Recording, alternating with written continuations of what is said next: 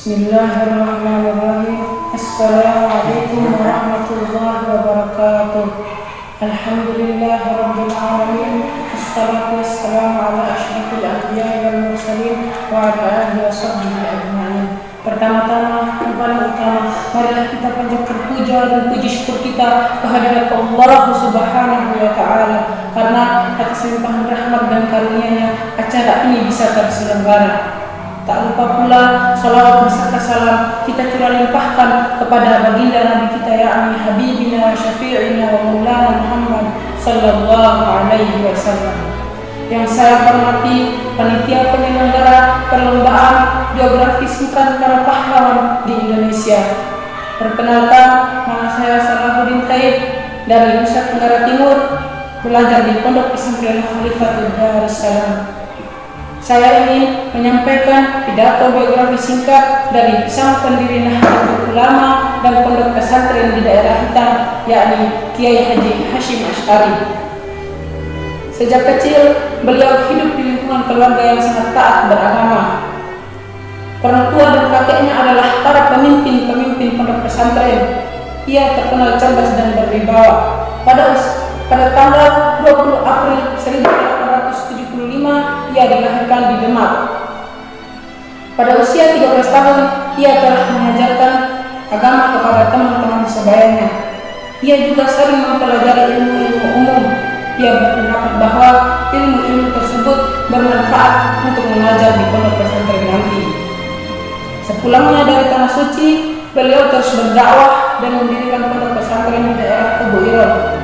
Daerah Tebu Ireng adalah daerah yang dianggap hitam karena penduduknya yang telah menyimpang dalam beragama. Mereka suka berjudi, mabuk-mabukan, berzina, dan merampok.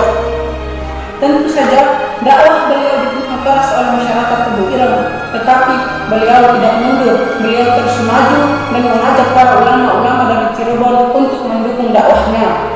Dan pada tahun 1899 ia mendirikan pondok pesantren Tebu Ireng setelah persiapan yang cukup lama.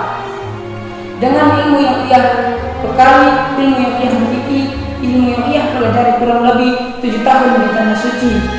Dan pada tahun 1926 ia resmi mendirikan organisasi besar yakni Nahdlatul Ulama yang bertujuan untuk membahas dan menjawab permasalahan-permasalahan yang dihadapi masyarakat saat itu dengan ketentuan hukum Islam dan kebiasaan yang baik pada saat itu.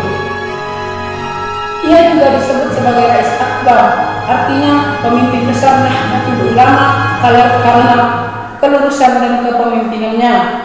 Melihat dakwahnya, pemerintah Belanda merasa khawatir sehingga mereka menawarkan kepada beliau bintang jasa. Tetapi ia beranggapan bahwa ada udang di balik batu, ada maksud tertentu di balik penawaran besar tersebut, sehingga ia menolaknya dengan halus. Dan pada masa penjajahan Jepang, ia kembali ditangkap dan dipenjara karena menentang cara penghormatan terhadap Kaisar Jepang yang bertentangan dengan ajaran dan hukum Islam. Tetapi anaknya Wahid Hashim berusaha terus berjuang untuk membebaskan ayahnya. Dan setelah terbebas, beliau ditawar sebagai kepala urusan agama. Dalam hati kecilnya, ia menolak dan sedih, tetapi demi kemaslahatan umat, ia menerimanya. Bukti nyatanya adalah beliau sering mengajar di pondok pesantren dan tidak ikut serta berkantor bersama para penjajah Jepang. Dan pada saat itu, ia mengusulkan kepada penjajah Jepang untuk mendirikan pemuda sukarela Muslim atau tentara Muslim yang disebut dengan Hizbullah. Dari Hizbullah lahir pejuang-pejuang tangguh, pejuang-pejuang yang sangat berjasa memerdekakan negara. Pada saat itulah ia terus berjuang dengan dakwahnya. Dan pada tanggal 22 Oktober 1945 ia menyuarakan dakwah, ia menyuarakan jihad fisabilillah, jihad di jalan Allah. Dari pondok pesantrennya lah lahir para pejuang, dari markas pejuang, dan disitulah ia terus berjuang dan memberikan pidato-pidatonya, memberikan dakwahnya, mendukung, menasihati, dan terus untuk mengingatkan para pejuang bahwa jihad membela negara adalah jihad yang baik. Perjuangan tersebut terus ia lakukan sampai pada tanggal 25 Juli 1945 beliau meninggal dunia karena akibat stroke atau peradangan otak.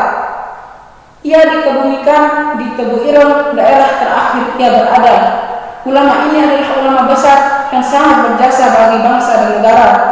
Ia termasuk ulama yang mendirikan Nahdlatul Ulama yang sampai sekarang terus ada di Indonesia dan menjadi sebuah organisasi besar. Dan maka dari itulah kita bisa mengambil pelajaran bahwa marilah kita terus semangat berjuang, kita pemuda-pemuda muslim, pemuda-pemuda yang harus berjuang seperti ulama-ulama dahulu. Itulah biografi singkat dari Kiai Haji Hashim Asy'ari yang saya ingat dan saya jelaskan dan saya paparkan. Semoga bermanfaat. Wabillahi taufiq wal hidayah. Assalamualaikum warahmatullahi wabarakatuh.